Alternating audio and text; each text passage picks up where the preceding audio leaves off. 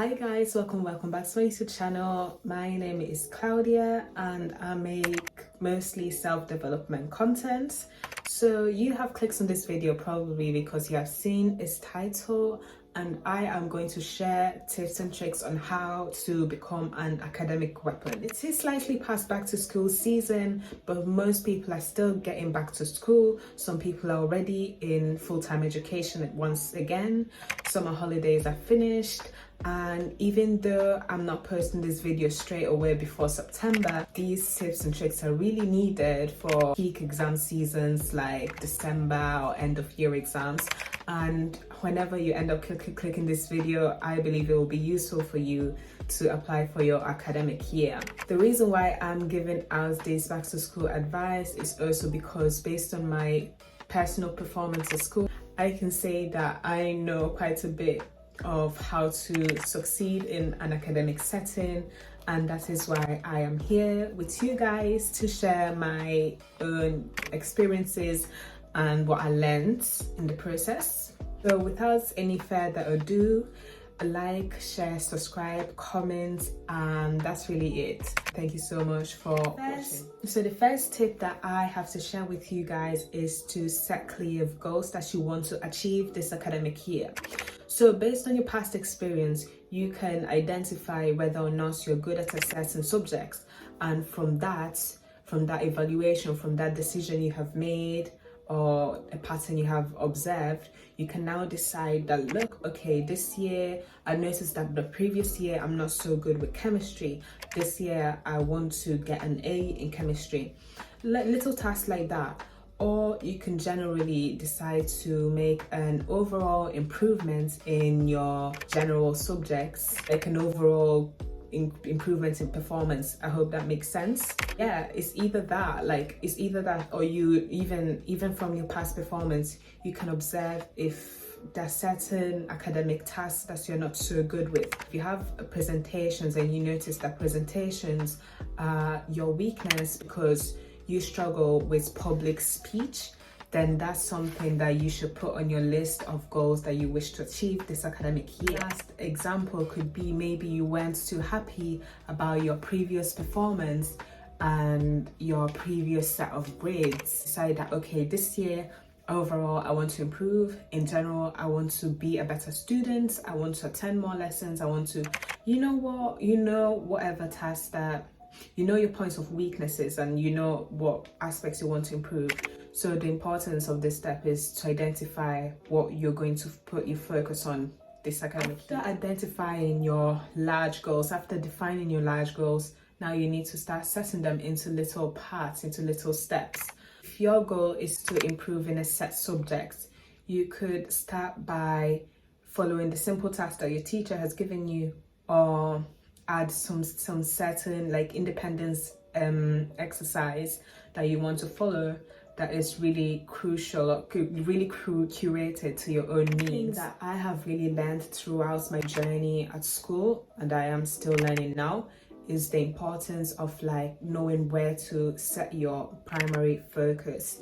It's hard to expect of you to be perfectly good at every single topic, at every single skill which is linked with the subjects that you're studying or you should do. What I'd advise to do, what I would do, is to focus on definitely some questions. Let's say there are definitely some questions that would get you the higher grades, the higher marks on an exam. There's a reason why those questions get you the higher marks, because those are mostly the harder ones.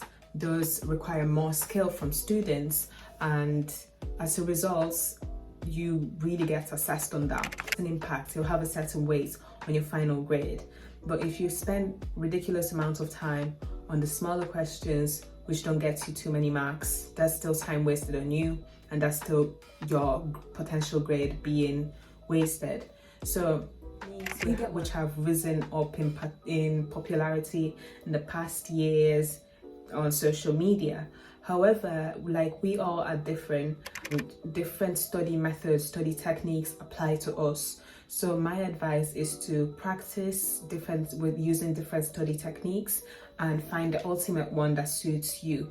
A study technique that suits your best friend or your sibling might not be the best one for you. It might take you longer than it takes them to figure out an answer to a question. It might take you less than it takes them. Just saying this to just remind you that it's important to find your own study technique. Few study techniques which have risen up in popularity are definitely the Pomodoro method, if you haven't heard yet. This consists on you setting up your time in different intervals so you can always keep going and not spending ridiculous hours doing the same task and being inefficient. So the Pomodoro technique works with, let's say you have a 5-minute break and 25 minutes work. 5-minute break, 25-minute work, 5-minute break, 25-minute. So you get what I mean? So that's like how you alternate it. Obviously, the time, the flexibility, you can keep adapting it to your own, like what you can manage as a person. But that's how the Pomodoro technique works. Most people end up finding out that they have been able to work more efficiently, complete more tasks in a shorter amount of time. Because it is that when I wasn't using the Pomodoro technique at times, I was spending ridiculous hours doing the same task, whilst I still have so much work that I still need to do. So after using this technique, I've been able to carry out more things, not at the same time, because one thing, definitely don't do different topics or different things at the same time, especially when you're studying. That will definitely burn you out. But that I have been able to accomplish different tasks, most of them very efficiently because of the Pomodoro method. Another study method which many people swear by, it is really time consuming. It does take your brain power, like it does require a lot of brain power, but that would be active listening. Not active listening. I mean, active listening also applies because when you're in class, you actually need to be fully engaged, listen well, and take in whatever that your teacher is telling you. But active learning is, instead of reading your notes passively or just highlighting your notes, you turn them into questions or something. Like you find a way to make the contents you learned more digestible. You're just reading your notes passively, you're less likely to retain information. People who have used active learning have been proven to have extremely higher, greater levels of performance than the peers who did not use active learning. Many study techniques, so I'm just sharing two, but if you take your time and you scroll on TikTok, even on YouTube, there's so many study techniques. It's just up to you to find out which one you like. There's even the Feynman technique, and that's when like you're teaching a friend something, or you're teaching your sibling, you're teaching someone the content that you learned, which also helps you to retain the information you have learned.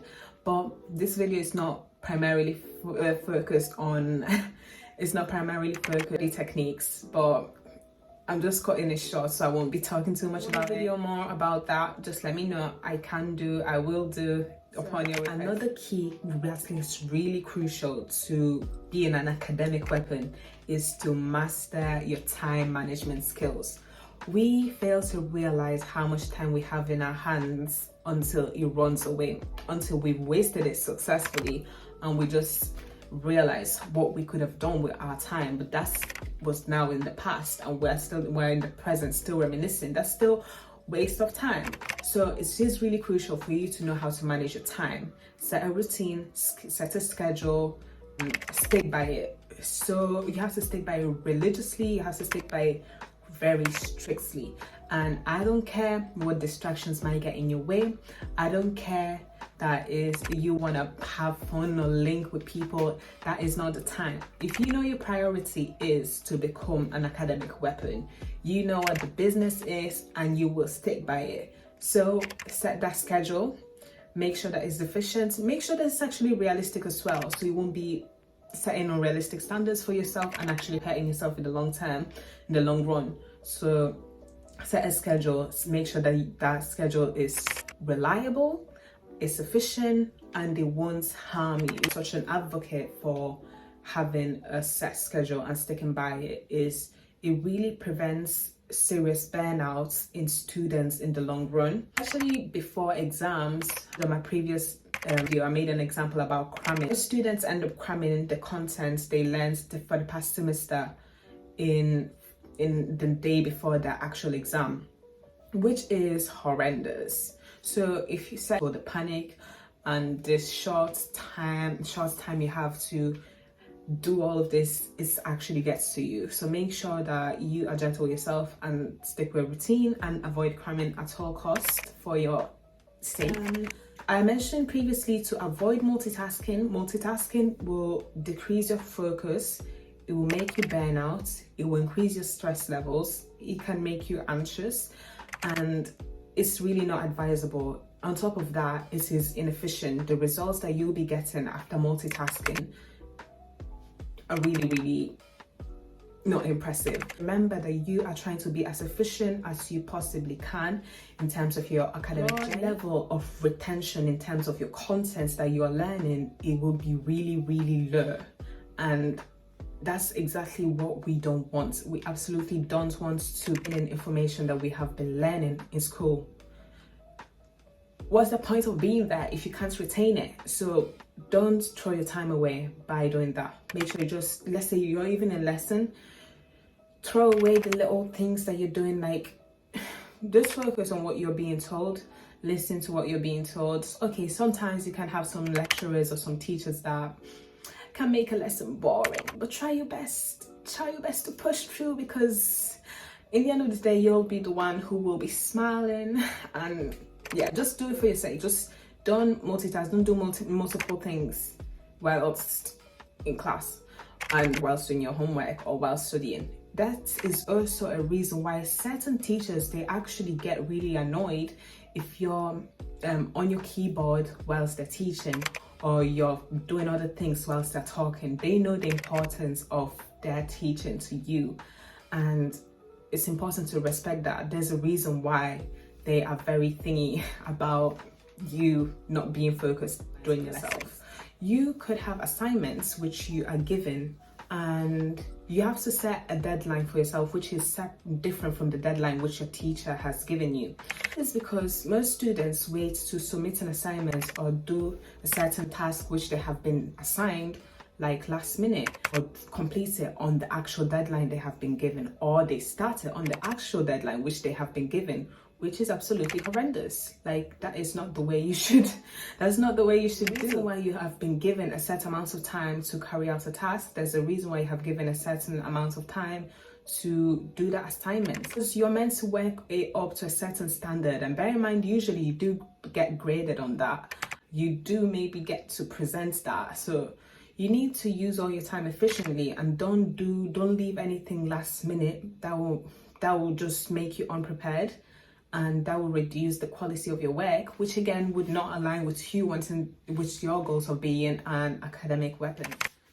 So guys, my next tips link with your environment of studying, that the environment in which you're studying really impacts the quality of your studies. So if you're someone who generally dreads studying, you generally dread the process of it, you can't stand it, I would really encourage you to find a way to make your study environments pleasant, make it cute, make it cozy, make it an enjoyable place. Some people also suggest to, I don't know, for example, you're studying, you have a snack close to you, or a chocolate or something sweet, something that you like eating.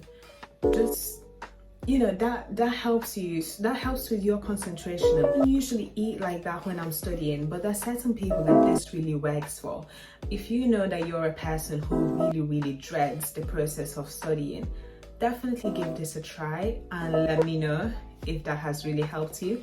But I did come across a video a couple of years ago in which someone was suggesting having some sweet snacks or something while studying, that it kind of stimulated the brain into retaining something. I don't know how true that is, but definitely having a sweet snack or something is, maybe you might be associating a pleasant taste or pleasant feeling to your studies. So I don't know, just give that a try. It works for certain people, it doesn't. There's certain people that they actually can't study if they're not eating. I don't know, everyone is different, But whatever makes you feel most comfortable while studying, do it. Pretty little decors, decoration, gadgets or something around, not gadgets, but you know, accessories around your desk. That is really encouraging. One thing, for example, like don't study in your room, don't study in your bedroom. I prefer not to associate my studies or, you know, all of that to my room. I rather keep my room, associate my room with rest, so I can feel completely replenished.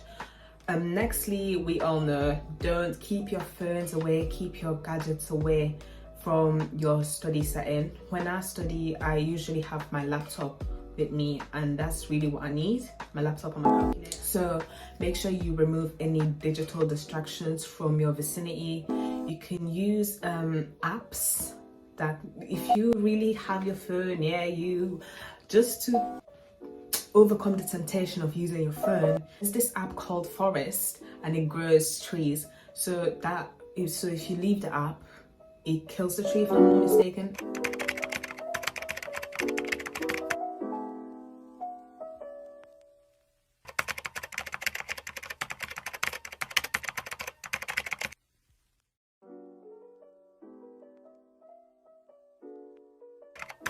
I don't need the app, but there's certain people it really helps.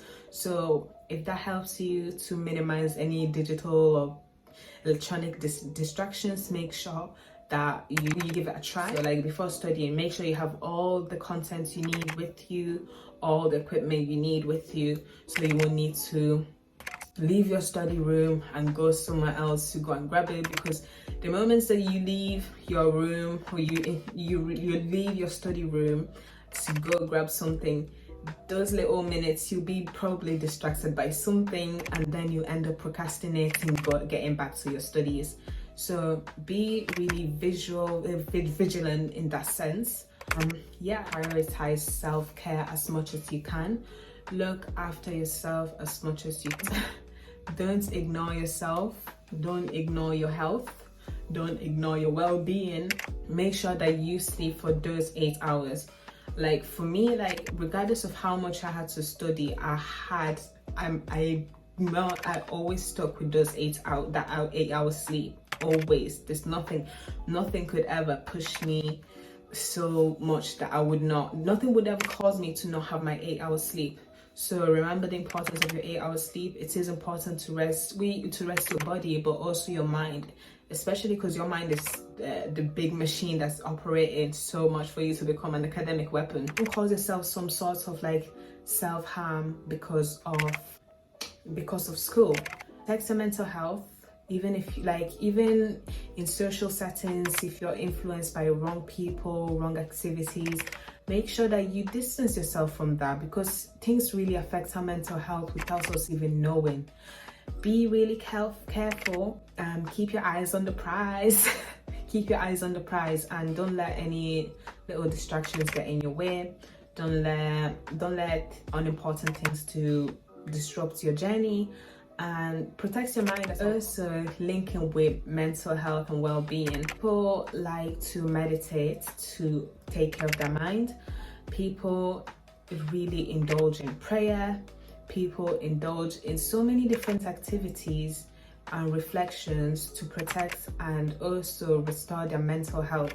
You seek the mental support that you need. Make sure that you meditate. Make sure that you pray. Anything that helps you with your mental health, make sure that you fulfill that. You have to acquire a growth mindset. You are a student for a reason. You are at school to learn, and there's certain, like, it is a privilege. Being at school is a privilege. There's so many people who don't have that opportunity, but the fact that they didn't have it, and you know, you are now in a place where you have the opportunity to study, make the best of it. Make the best of it. Be kind to yourself. Remember, you are at school to learn. Have a growth mindset. Every mistake that you make in your academic journey is an opportunity to learn. It is an opportunity to use and understand where you went wrong, where you went right, and how to adapt and change based on it. That is really it. We have many chances to learn, and I wish you guys the best for this academic journey. Whenever you see this video, I hope this video has been of great use to you. thank you so much for watching. I appreciate you guys, and that's really it. Please subscribe, comment, check out my description. I am also on Instagram and TikTok, so go follow me on those platforms as well. And that is really it. Thank you so much guys for watching once more, and I hope you have a wonderful day. Bye.